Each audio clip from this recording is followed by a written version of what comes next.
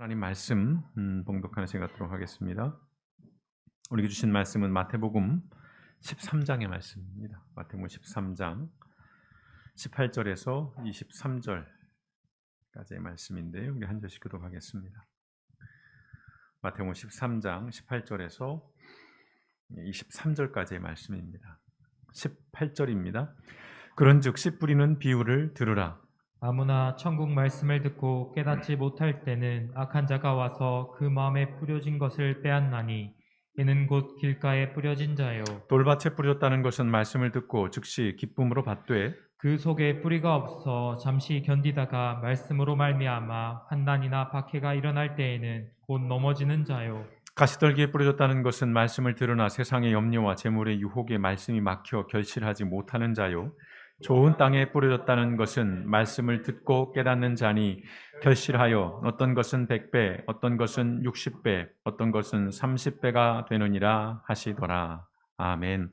감사하신 아버지 하나님, 한 주간 우리의 삶 가운데 우리의 걸음을 주장하여 주시고 생명 가운데 우리를 지켜주셨다가 오늘 또 하나님 앞에 예배하게 하시니 감사합니다. 매일매일의 삶 속에 하나님의 인도하심과 그 하나님의 손길을 우리가 경험하고 인식하고 또 아버지 하나님의 그 붙들어 주심을 기억하며 우리 안에 하나님을 향한 무한한 감사가 있는 삶이 되어질 수 있도록 매일매일 우리 가운데 동행하여 주시옵소서. 오늘도 하나님 앞에 예배하며 귀한 예물을 봉헌하여 드립니다. 어려운 가운데 힘든 가운데에도 하나님의 것으로 고백하며 드렸사오니 드려진 예물마다 쓰임에 합당케 하시고 하나님께서 우리 길벗교회와 또한 속한 모든 성도의 삶의 자리를 주장하여 주시어서 아버지는 이 위기의 시대 속에 많은 이들이 두려워하고 불안한 가운데 있지만 하나님의 백성들의 마음에 평안을 더하여 주시고 그 삶의 걸음을 책임져 주시어서 아버지는 우리 안에 하나님을 향한 그 신실한 믿음으로 말미암아 불확실한 내일의 속에서도 기대하며 소망 가운데 흔들림 없이 걸어나갈 수 있는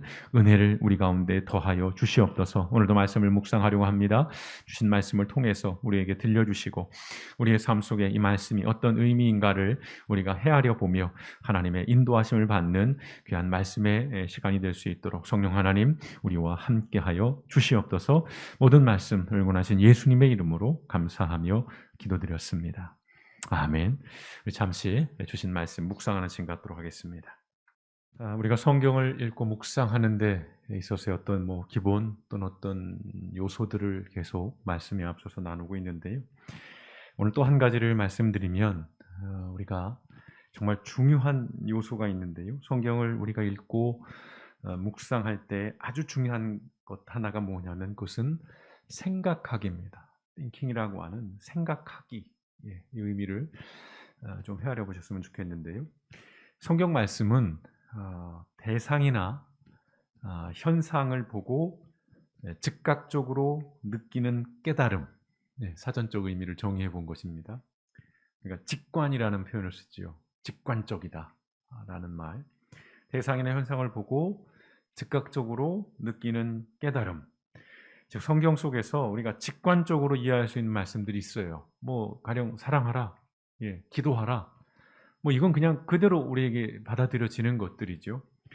그렇지만 더러 많은 경우에는 아주 오래도록 바라보고 또 여러 번 곱씹으면서 생각을 해야 하는 말씀들이 많다는 것입니다.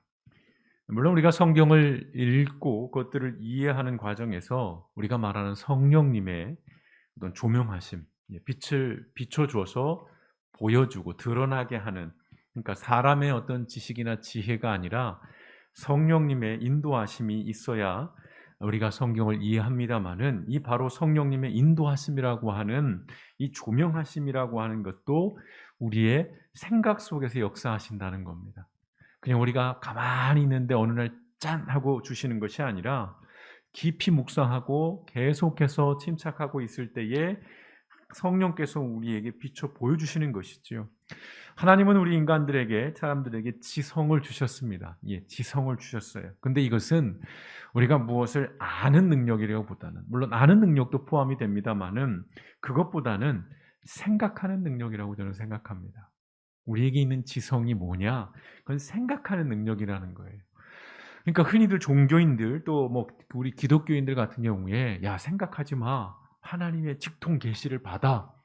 뭐 이렇게 얘기하죠. 그래서 소위 말하는 뭐 영성이 있고 뭐 영빨이 있고 뭐 인제 이럴 때 뭐냐면 뭘 묵상을 하고 뭘 자료를 찾아보고 뭘 연구해. 그냥 딱 기도 중에 그냥 말씀을 바로바로 받아 가지고, 그래서 과거에는 뭐 목회자들이 설교 준비도 안 하고 그냥 단상에 와서 성경 아무 데나 딱 펴고 이게 하나님 내게 주신 직통 계시의 말씀이다. 그래 가지고 그냥 막 신변 잡기 자기 얘기나 한참 하는 이런 일들이 많이 있었는데, 지금도 마찬가지입니다. 제가 의도적으로 정광훈 씨 집회를 조금 이렇게 들어봅니다. 도대체 무슨 얘기를 하고 어떤 얘기를 하길래 저렇게 사람들이 열광을 하고 그렇게 뜨거운지. 우리 교회 분들은 아멘을 안 하시는데 거기는 뭔 얘기만 했다면 다 아멘, 아멘인데 쓸데없는데 아멘을 해요. 아주 쓸데없는데 제가 참아서 말을 못 드릴 만큼 도대체 저게 뭔데 아멘을 하고 박수를 치고 있을까? 궁금하시면 한번 찾아가 들어가 보십시오. 빠지지는 마시고요. 네. 우리는 생각하는 능력을 주셨어요. 말씀이라는 것도 결국은 이 생각하는 능력 속에서 우리가 헤아려 보는 것인데, 그래서 제가 좋아하는 말씀 히브리서 12장 2절에서 3절 말씀, 우리 모두가 아는 말씀이죠. 바로 믿음의 창시자요 완성자이신 예수를 바라봅시다. 저는 이 바라본다는 것도 그냥 시선을 두는 정도가 아니라 생각하라는 거예요. 그는 자기 앞에 놓여 있는 기쁨을 내다보고서 부끄러움을 마음에 두지 않으시고 십자가를 참으셨습니다. 예수님이 하신 것들을 생각하는 거예요. 이 얘기가 저분이 뭘 하셨지, 왜 십자가를 가셨지, 그것은 무슨 의미지, 계속 생각하라는 것이에요. 그리하여 그는 하나님의 보좌 오른쪽에 앉으셨습니다. 자기에 대한 죄인들이 이러한 반항을 참아내신 분을 생각하십시오. 예수님을 계속해 생각해 보라는 거예요. 그분의 삶을 계속해 생각해 보라는 것입니다. 그리하면 어떤 일이 벌어져요? 여러분은 낙심하여 지치는 일이 없을 것입니다. 조금 여기서 부연 설명을 하자면 히브리서는 믿음의 시련, 수많은 환난과 이런 핍박 속에 있는 그리스도인들, 그래서 그들이 믿음을 포기하고 다시 유대교로 돌아가고 믿음의 길에서 이탈하던 그 시대에 주신 말씀이거든요. 포기하지 말라는 것입니다. 끝까지 이 믿음의 경주를 하라는 거예요. 그러기 위해서 필요한 게 뭐냐면 생각하라는 거예요. 예수님에 대해 생각하라는 거예요. 그러면 낙심하는 일이 없다는 것이죠. 자, 여기서 생각하라는 말씀, 다시 말씀드립니다. 예수님의 말씀 그리고 예수님의 삶에 대해서 오래도록 그리고 반복적으로 복기해 보라는 것입니다. 계속해서. 그게 묵상이죠. 그래야 이 전쟁 같은 믿음의 여정에서 여러분 정말 이걸 동의하시는지요? 우리가 신앙의 삶을 산다는 것이요, 그냥 순풍에 돛단 듯 이렇게 가는 게 아니잖아요. 얼마나 많은 유혹들, 얼마나 많은 시련들, 또 얼마나 많은 장애들이 있습니까? 우리가 신앙생활 할 때 여러분이 이 주일 아침만 되면 얼마나 많은 고민을 하면서 교회 올 준비를 하시는지 저도 잘 알고 있습니다. 전쟁이에요, 그야말로. 이러한 전쟁에서 믿음의 여정 이탈하지 않고 우리가 완주하기 위해서는 결국은 끊임없이 생각해 보는 것입니다. 오늘 우리 본문의 말씀 마태복음 13장이 바로 이 생각하기가 요구되는 대표적인 그런 말씀입니다. 마태복음 13장은 여러분들이 이제 우리가 한 장씩 하는데 끝나고 가시면 한 번씩, 제가 특정 본문을 정했지만 그 한 장은 한 번씩은 읽어보시면 좋을 것 같아요. 이 13장은 서로 연결되어 있는 7개의 비유가 있습니다. 같은 맥락의 7개의 비유, 그리고 추가된 1개의 비유, 그러니까 총 8개의 비유로 구성되어 있는데, 우리가 아시는 것처럼 이 비유라는 것은 예수님의 주된 교육 방법입니다. 복음서에 나오는 예수님 말씀 대부분은 비유를 통해서 이루어지고 있어요.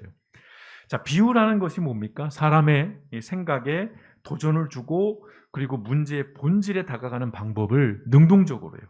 그냥 뭐 주세요, 내가 듣겠습니다가 아니라 적극적으로 그 말씀의 의미들을 파고드는 것, 생각하게 만드는 것이 이 비유가 가진 힘이에요. 그래서 예수님은 자주 이 비유라는 교육법을 쓰게 되는데요. 이 비유라는 말의 헬라어 단어가 재밌습니다. 파라볼레 들어보셨죠? 그래서 신학교 다닐 때 헬라어 단어 시험에서 이거 나오면 땡큐입니다. 물건 팔아볼래? 이렇게 연상법으로 외워보는 것이죠. 팔아볼래. 재밌는 뜻이에요. 발로라는 이 던지다, 놓다라는 단어와 이 팔아, 나란히 함께라는 이 단어가 붙여진 이 접두사가 결합된 단어예요. 그러니까 파라볼레라는 건 뭐냐면 쉽게 말하면 두 개의 물건을 서로 비교하기 위해서 나란히 늘어놓는 거예요. 이때 필요한 게 뭐죠? 생각하는 겁니다. 뭐가 더 좋을까? 이게 더 편할까? 이게 더 합리적일까? 생각하는 거예요. 비교하는 거죠. 자, 이때가 바로 생각하기가 필요한 상황, 바로 비유가 그런 것인데 오늘 마태복음 13장은 천국에 관한 비유입니다. 그리고 다시 말씀드리면 하나님 나라에 관한 비유예요. 자, 1절에서 23절까지는 예수님의 비유 가운데서도 가장 유명한 비유 중에 하나인 씨 뿌리는 자의 비유입니다. 1절에서 23절까지. 자, 예수님은 이 비유에서 네 종류의 땅에 대한 말씀하시고 그 네 종류의 땅에 떨어진 씨앗에 관한 말씀을 하시는데, 자, 씨 뿌리는 자, 이건 뭘 비유하는 것이죠? 농부죠. 예, 농부가 씨를 뿌립니다. 이따 좀 설명을 가겠습니다. 그 씨가 어디에 떨어집니까? 길가, 돌밭, 가시덤불, 그리고 좋은 땅이라고 이름이 붙여져 있는데요. 여기에 떨어집니다. 자, 여기에서 농부는 예수님을 의미하는 것이죠. 메시아, 특별히 메시아로서의 예수님. 씨앗은 뭘까요? 복음이죠, 복음. 메시지입니다. 메시지. 땅은 사람들이에요. 각자 여러분들을 의미합니다. 자, 이 비유가 제기하는 근원적인 질문은 뭐냐면 이거예요. 왜 어떤 사람은 예수님을 믿음으로 받아들이고 왜 어떤 사람은 그러지 않는가? 우리가 현실 속에서 부딪히는 것이잖아요. 어떤 사람은 정말 이 복음에 대해서 막 눈물 콧물 다 흘리면서 막 떼굴떼굴 굴러가면서 이 복음을 받아들이고 그 하나님 앞에 아멘 하면 화답을 하는데, 어떤 사람은 죄송합니다만 때려 죽어도 이 복음이 안 들어가요. 몇십 년을 붙잡고 복음을 전하고 해도 하나도 요만큼도 틈이 없는 그런 사람들이 있다는 것입니다. 이 근원적인 질문을 하는 거예요. 특별히 이 비유는 복음을 듣는 사람들에게 초점을 둡니다. 예, 그래서 저 이거 묵상을 하면 그런 생각도 해봤어요. 누군가 말하기를 농부는 땅을 탓하지 않는다는데 왜 예수님은 자꾸 땅을 탓하실까? 뭐 이런 것도 생각을 했는데요. 예, 그렇게 가시면 이건 이제 오해가 생기고 그러면 정광훈씨 되는 거예요. 자, 이 비유는 복음을 듣는 사람들에게 초점이 막혀져 있습니다. 그걸 염두에 두시고, 자, 마태복음 13장 18절이 이렇게 됩니다. 너희는 이제 씨를 뿌리는 사람의 비유가 무슨 뜻을 지녔는지를 들어라. 그에 앞서서 비유를 말씀해 주셨고, 이제 오늘 본문의 말씀은 예수님이 그 앞선 본문 3절에서 8절에 그 씨 뿌리는 사람의 비유에 대한 예수님의 설명, 주석입니다. 해석 같은 거예요. 자, 보실까요? 첫 번째, 자, 길가에 뿌려졌다. 이것의 의미, 길가에 뿌린 씨앗의 의미를 뭐라고 설명하시냐면 19절입니다. 같이 읽어보겠습니다. 시작. 누구든지 하늘나라의 말씀을 듣고도 깨닫지 못하면 사탄이 와서 그 마음에 뿌려진 것을 빼앗아가 버린다. 이런 사람은 길가에 떨어진 씨와 같은 사람이다 라고 말씀하는 것입니다. 자, 씨가 뿌려져요. 근데 어디에 있냐면 길가예요. 딱딱합니다. 예, 수없이 많은 사람들이 지나가 반질반질하고 아주 견고해진 거기에 뿌려져요. 그런데 그 씨가 뿌려졌을 때 누가 와서 그걸 뺐습니까? 새들이라고 표현을 하는데 이 새들이 갖는 의미는 사탄이에요. 예. 그 복음 빼앗아가 버리는 것이죠. 자, 어떤 사람을 의미합니까? 적극적으로 이 말씀에 대해서 거부하는 사람이에요. 굉장히 완고하고 아주 완강한 사람입니다. 자, 이런 일이 왜 벌어질까요? 오늘 이 길가에서 의미하는 바는 신앙생활이라는 것은 명백하게 영적인 싸움이라는 전제가 담겨 있습니다. 여러분, 신앙생활은 영적인 싸움입니다. 이것이 동의가 되시는지요? 자, 사탄이라고 하는 것, 우리가 흔히 그것은 뭐 미신적이고 그건 뭐 옛날이나 있었던 거, 그렇지 않습니다. 지금도 그 사탄의 권세, 어떤 사탄의 영적인 그 힘들은 우리 생활 속에서 계속 있어요. 예, 몇 주 전에 이 목사님들 모임에 가서 이제 이 은사주의 사역을 하시는 그 교회를 갔습니다. 그래서 당신이 말씀하시기를 나는 죽은 사람 말고는 다 해봤다는 거예요. 병도 고쳐보고 귀신도 쫓아보고, 자기는 조심스럽지만 지금도 교회에서 그런 일들, 그런 사역들, 그래서 거기 교회는 참 어려운 분들, 그런 식으로 어려운 분들이 많이 다녀요. 그러니까 불치병을 앓고 있거나 또는 어떤 조현병을 앓고 있거나 뭐 이런 수많은 사람들이 그 안에서 이런 영적인 싸움들을 같이 해나가는 것. 지금도 분명합니다. 사탄, 마귀가 사람들의 마음을 사로잡고 있는 거예요. 이런 사람들은요, 그 마음이 굉장히 완고해요. 완강합니다. 사람들이 들어도 듣지 못하게 하고 보아도 보지 못하게 만드는 이러한 영적인 세력들, 사탄의 그 존재, 우린 그것을 인식할 필요가 있습니다. 복음을 강하게 거부하고 반대하는 사람의 이면에 사탄이 있다는 것입니다. 오해는 하지 마시죠. 그러면 우리 다 사탄에 걸려서 내가 그런가? 그렇지는 않습니다만 전제가 그렇다는 거예요. 영적인 싸움이라는 것들을 기억하시라는 겁니다. 자, 두 번째 돌밭의 의미입니다. 20절과 21절의 말씀 같이 읽어보겠습니다. 시작. 그리고 돌밭에 떨어진 씨는 말씀을 들을 때 기뻐하며 즉시 받아들이지만 그것을 마음속 깊이 간직하지 못하고 잠시 견디다가 그 말씀 때문에 고통이나 핍박이 오면 곧 넘어지는 사람이다 라는 의미로 설명을 하십니다. 자, 기뻐하며 즉시 받아들여요. 수용적인 사람들입니다. 굉장히 수용적인 사람들이에요. 좋지요. 복음을 전하면 바로바로 받아들여요. 예. 복음을 전하기 제일 힘든 사람들이 충청도 사람이라고 제가 말씀드립니다. 예, 내일 가죠. 예. 저희 아버님 첫눈 올 때 갈게요. 예. 안 가겠다는 말은 안 합니다. 싫어요라고 안 합니다. 그러나 내일이라고 말하죠. 예. 수용적이긴 합니다. 어쨌든 대상적으로. 그런데 조건이 있어요. 평안할 때입니다. 내게 문제가 없을 때예요. 믿음의 여정에서 어려움이 생기거나 문제를 만나면 바로 거기서 이탈해버립니다. 믿음의 삶을 포기해버려요. 단념해버립니다. 믿음으로 극복해내지 못하는 거예요. 받아들이고 잠깐의 기쁨도 누렸어요. 아, 이거 신앙생활 재밌네. 야, 이거 정말 좋은데? 거기까지인 거예요. 근데 갑자기 아들이 대학을 떨어졌어요. 또는 남편이 진급을 못했어요. 또는 주식을 넣었는데 폭락했어요. 그러면 에이 나가리네. 이렇게 되는 사람들을 흔히들 의미할 수 있을 것 같아요. 금방 단념해버리는 사람들입니다. 자, 세 번째 가시떨기의 의미입니다. 22절 같이 보겠습니다. 시작. 또 가시덤불 속에 뿌린 씨는 이런 사람이다. 그는 말씀을 듣기는 하지만 세상의 염려와 재물의 유혹이 말씀을 막아 열매를 맺지 못한다. 자, 돌밭에 떨어진 씨와 그런 땅과 비슷하죠? 그런 사람들과 비슷해요. 근데 차이가 있습니다. 무슨 차이죠? 이 사람들은 고난이나 어떤 이 시련 때문이 아니에요. 그래서 믿음에서 포기하는 게 아니에요. 욕망이, 탐욕이에요. 그래서 이 믿음에서 자발적으로 이탈하는 사람이에요.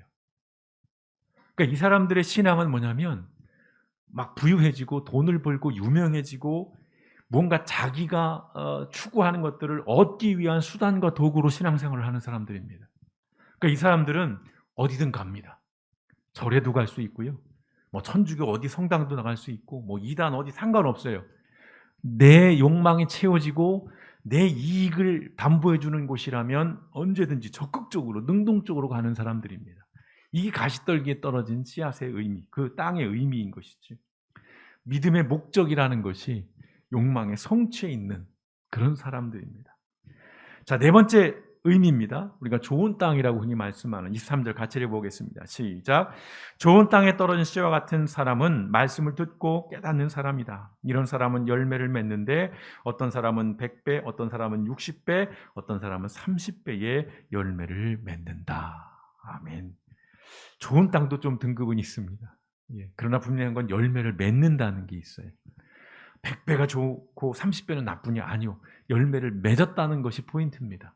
예, 여기서 자꾸 또 숫자, 우리에게 익숙한 그 숫자로 차등을 두시면 안 돼요. 과거에는 그랬습니다. 100배 열매 맺는 그런 성도가 되십시오. 그러면 헌금 100만 원 작정 이런 식의 논리로 흘러갔는데, 자, 그런 것이 아닙니다.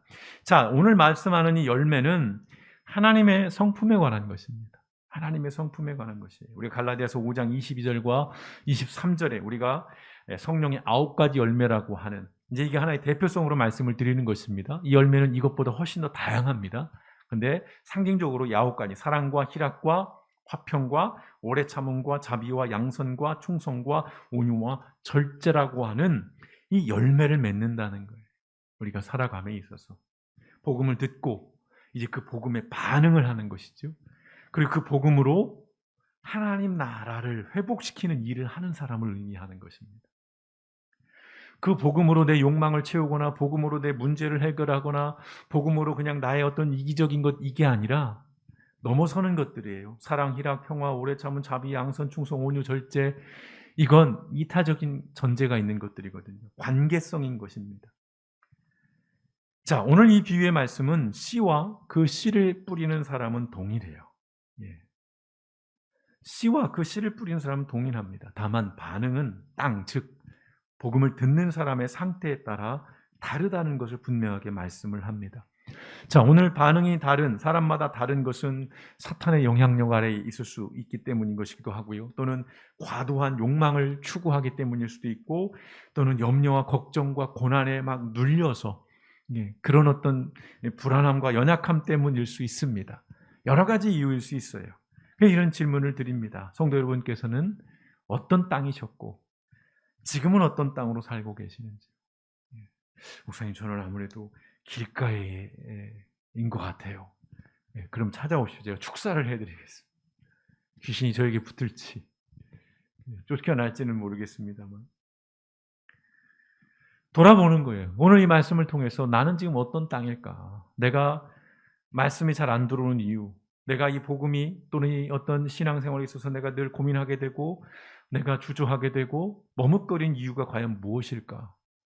그것이 어떤 나의 욕망 때문일까? 아니면 내 염려 때문일까? 또는 어떤 내가 영적으로 어떤 전쟁 속에서 악한 세력과의 내가 지금 싸움 가운데 있는 것일까? 돌아보시는 거예요. 땅은 바뀔 수 있습니다. 예. 땅은 언제든지 좋은 땅이 되기도 하고 그러다가 나쁜 투박한 땅이 될 수도 있다는 것입니다. 저는 오늘 이 비유의 말씀을 통해서 두 가지를 좀 나눠보고 싶습니다. 첫째는 뭐냐면요, 우리의 잘못이 아니라는 것입니다. 자, 따라해 볼까요? 우리의 잘못이 아닙니다. 이렇게 주저하세요. 예. 자꾸 이런 말씀 드려 죄송해요. 예. 정광훈 거기 집회 가서 이렇게 얘기하면 막 욕합니다. 다시! 그럼 소리 고래고래 지르고. 예. 자, 우리의 잘못이 아니라는 것이에요. 자, 뭐예요? 농부와 씨, 즉 예수님과 이 복음은 문제가 없습니다.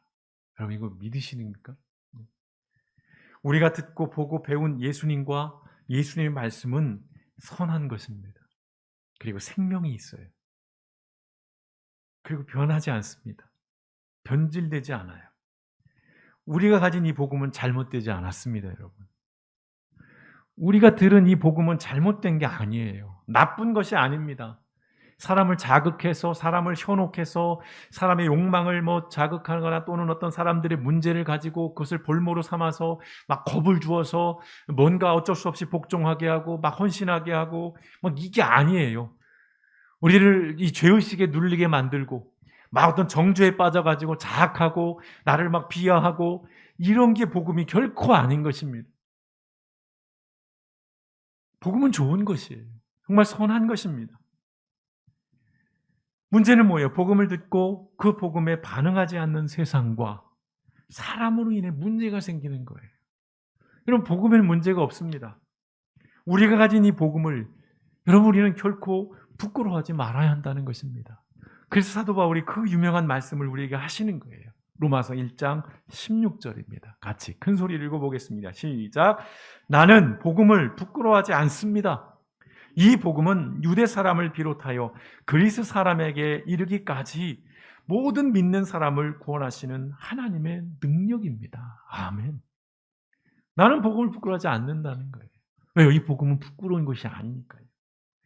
당시의 사람들의 가치 기준으로 봐서는 복음은 부끄러운 것이에요. 약함을 귀하게 여기고 실패하는 것들을 부끄러워하지 않고, 그때는 모든 세계가 다 어떤 권력, 힘, 파워 이런 시대였잖아요. 그러니까 사실 복음이 얘기하는 것은 루저들이나 하는 얘기들이고 저것은 정말 실패자들이나 얘기하는 것들인데, 그러나 그렇지 않다고 지금 고백하는 것입니다. 오히려 모든 믿는 사람을 구원하는 하나님의 능력이라고 이야기를 합니다. 여러분 절대 잊지 마십시오. 우리의 잘못이 아니에요. 이 복음이 저들에게 있어서 나쁘게 받아들여지는 것, 그것은 복음의 문제가 아니라는 것입니다. 근데 말씀 드시면 두 번째는 뭐냐면요, 말장난은 아닙니다. 우리의 잘못입니다. 다시 말씀해 볼까요? 우리의 잘못입니다. 동의가 안 되시는지. 복음을 거부하고 불편해하고 이용하기만 하는 사람이 분명히 있습니다. 예.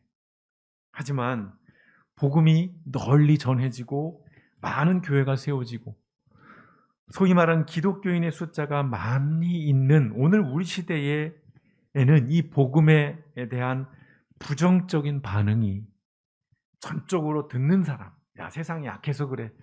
저들이 마귀에 사로잡혀서 그렇고 저들이 과도한 욕망 때문에 그런 거야. 라고 그 책임을 오롯이 전가할 수만은 없다는 것입니다. 냉정하게 우리 자신을 돌아봐야 한다는 것입니다.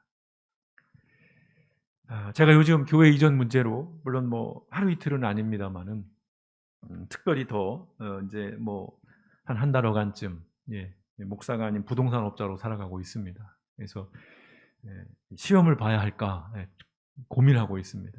차라리 내가 이거 중개인 시험을 쳐서 부동산 길벗 부동산 만들어서 주중에 중개업을 하고 주일에 설교할까 뭐 이제 이런 생각도 해봤는데 13년 전 이제 이야기죠. 개척할 때에도 교회로는 주지 않겠다고 해서 많은 상처를 받았습니다. 더러 말씀드리지만 서울을 반으로 딱 나눠서 의정부 아래부터 저기 위례까지 해서 한번 쑥 훑은 적이 있습니다. 근데 뭐 돈도 돈이지만 교회로 안 주겠다는 것들이 굉장히 많았어요.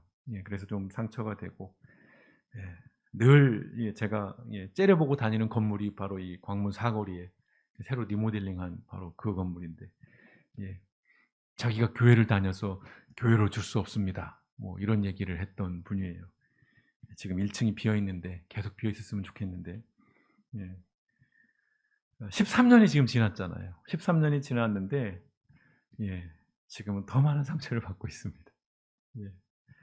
그래서 조금은 개인적으로 힘듦이 있습니다. 13년을 어쨌든 목회했습니다. 제가 뭐 큰 목회를 하는 것도 아니고 우리가 큰 교회도 아니고 재정이 넉넉한 교회는 아닌데 또 무엇보다도 저 스스로 뭐 건물에 관심을 두거나 또는 외형을 키우는 뭐 그런 일에 관심을 두지는 않았습니다만 물론 합리화의 이야기입니다.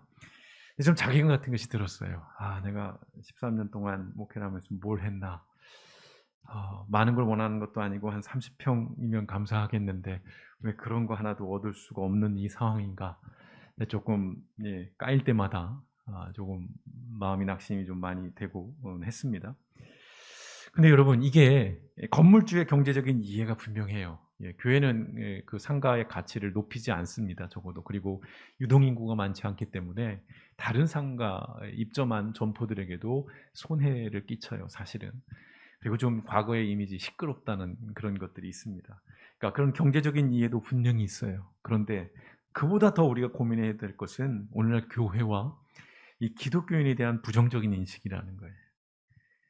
그리고 거부감, 또 편견이 매우 크게 작용하고 있다는 것입니다. 이것은 우리의 잘못입니다. 이건 복음의 문제를 떠나서 우리의 잘못이에요. 우리라고 그러면 억울할 수 있겠습니다. 목회자의 잘못입니다. 어제 전사님 좀 그런 말씀을 하시더라고요. 이제 채플 시간에 50주년을 맞아서 이제 설교를 하는 목사님 오셨는데 어느 목사님이 그렇게 하셨던 모양이에요. 막 개척해라. 막 당신들이 지금 나태하다. 막 이런 식으로 설교를 했던 모양입니다. 그래서 학생들이 크게 반발을 했답니다. 지들이 망쳐놓고서는 왜 우리한테 요즘 세대 간의 갈등과 딱 전형적인 거잖아요. 자기들은 다 열매 따먹었고 이제 우리한테는 쭉정이만 남았는데 우리가 어디 가서 어떻게 개척을 하라는 거냐. 그래서 그 게시판이 들끓었다는 얘기를 하시는데 그래서 제 후배는 아니지만 죄송하다 그랬습니다. 실은 나도 열매를 따지 못했다 얘기를 하는데 물론 우리가 완벽할 수는 없습니다. 교회와 그리스도인 제가 자주 이런 식의 얘기를 하지만 그렇다고 우리가 완벽할 수는 없어요. 우리가 완벽을 추구하지는 않습니다. 그러나 또다시 말씀드릴 수밖에 없습니다. 그간의 우리의 상식적이지 않은 우리의 신앙의 행태와 잘못에 대해서 분명히 우리는 성찰해봐야 하는 것입니다. 돌이키지 않는 우리의 그 완고함, 우리를 성찰하지 않고 반성하지 않는 우리의 그 교만함들을 그것은 문제라는 것이에요. 그건 우리의 잘못이라는 것입니다. 복음은 문제가 없지만 그 복음을 전하는, 복음을 살아내는 우리에게는 허물이 많았다는 것입니다. 그래서 오늘 이 말씀으로 말씀을 마치고 이 말씀을 여러분 한 주간 다시 마음속에 깊이 되뇌었으면 좋겠습니다. 우리가 마태복음 5장 살펴봤던 산상수훈의 말씀 가운데 하나죠. 마태복음 5장 13절에서 16절의 말씀, 예수님께서 우리에게 말씀하십니다. 같이 읽어보겠습니다. 길지만 시작. 너희는 세상의 소금이니 소금이 만일 그 맛을 잃으면 무엇으로 짜게 하리요? 후에는 아무 쓸데없어 다만 밖에 버려져 사람에게 밟힐 뿐이니라. 너희는 세상의 빛이라. 산 위에 있는 동네가 숨겨지지 못할 것이요 사람이 등불을 켜서 말 아래에 두지 아니하고 등경 위에 두나니 이러므로 집안 모든 사람에게 비치느니라. 이같이 너희 빛이 사람 앞에 비치게 하여 그들로 너희 착한 행실을 보고 하늘에 계신 너희 아버지께 영광을 돌리게 하라. 아멘. 여러분, 이 한 주간 오늘 이 산상수훈의 말씀을 다시 마음속에 깊이 생각하면서 우리의 믿음의 삶을 점검하고 내가 지금 어떤 땅으로 살아가고 있으며 나는 지금 어떤 열매를 맺고 있는지, 내가 열매를 맺지 못하는 그 이유는 무엇인지 우리가 진지하게 돌아보시면서 아무 문제 없는 이 복음이 문제가 있다면 그것은 우리에게 있다는 것입니다. 우리의 삶을 돌아보면서 이 복음의 능력이 다시 세상 가운데 선하게 선포되고 또 드러날 수 있기를 우리가 믿음을 가진 자로서 책임감을 가지고 우리의 삶의 현장에서 우리가 우리의 믿음의 상황들을 돌아보시는 이 한 주의 삶이 되시기를 주님의 이름으로 축원드립니다.